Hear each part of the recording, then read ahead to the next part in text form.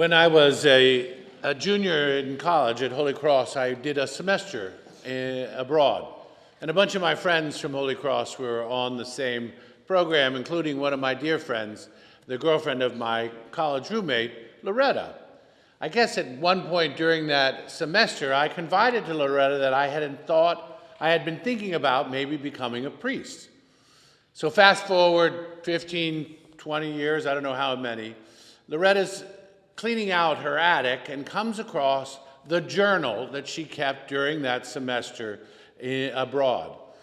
And in it she wrote, and she said, "Billy told me that he thinks he should be a priest. I don't think he'd be a very good one." It doesn't seem super religious, and he's not, he's a little selfish, both of which were probably true. And yet now she said, it's funny, I couldn't imagine it then, and now I can think of you as nothing but a priest, after I'd baptized her babies and done all these things in her life. So it is that we hear the call of Ezekiel. He said, "The Lord spoke to me and set me on my feet, and he said, 'Son of man, I'm sending you.'"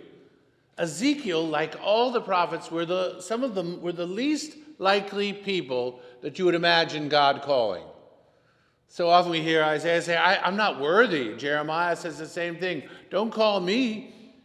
And yet the Lord does call each one of us. And so as I celebrate 30 years of my own call, I think of the words of St. John Vianney, where he says, "The priesthood is the love of the heart of Christ."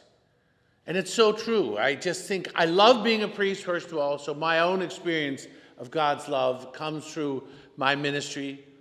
But the joy of bringing Jesus to people over 30 years, of standing in his place, feeding them with the Eucharist, setting them free, letting him set them free through me from their sins in confessional. It's a remarkable joy, and that's why I hope everyone prays for our vocations, especially here in the diocese, but also encourages people that you know in your family that you think, guys that you know might be good priests. You see, it's about giving our lives, abandoning our lives to Christ so that we can be totally available to all the people that he has given us to serve. But there's something interesting. It's providential that in this Mass, we hear the words of Ezekiel being called. We also hear they say Jesus was not able to perform any mighty deeds there because a prophet is not accepted in his own town. Well, this is both in Matthew and Mark's gospel. But how could Jesus not perform deeds? You see, when Matthew says this, he's not saying Jesus doesn't have the capacity.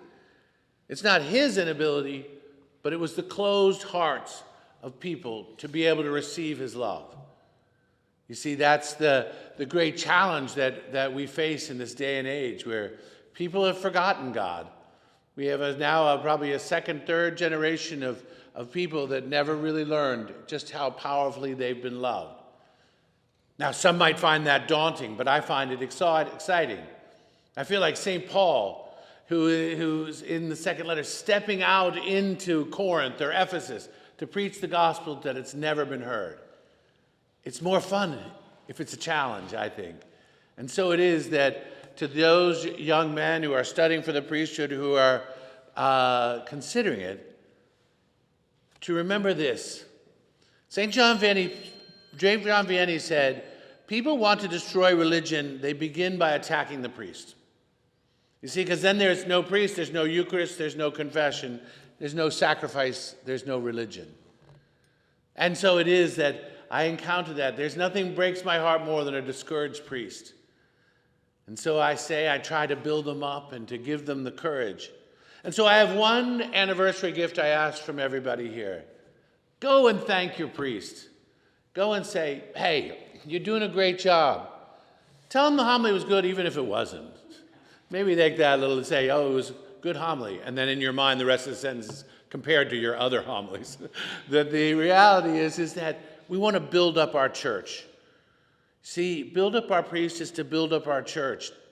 Morale in the church can be challenging here, especially in New England. You see, we want to be not gossips, but gospel builders.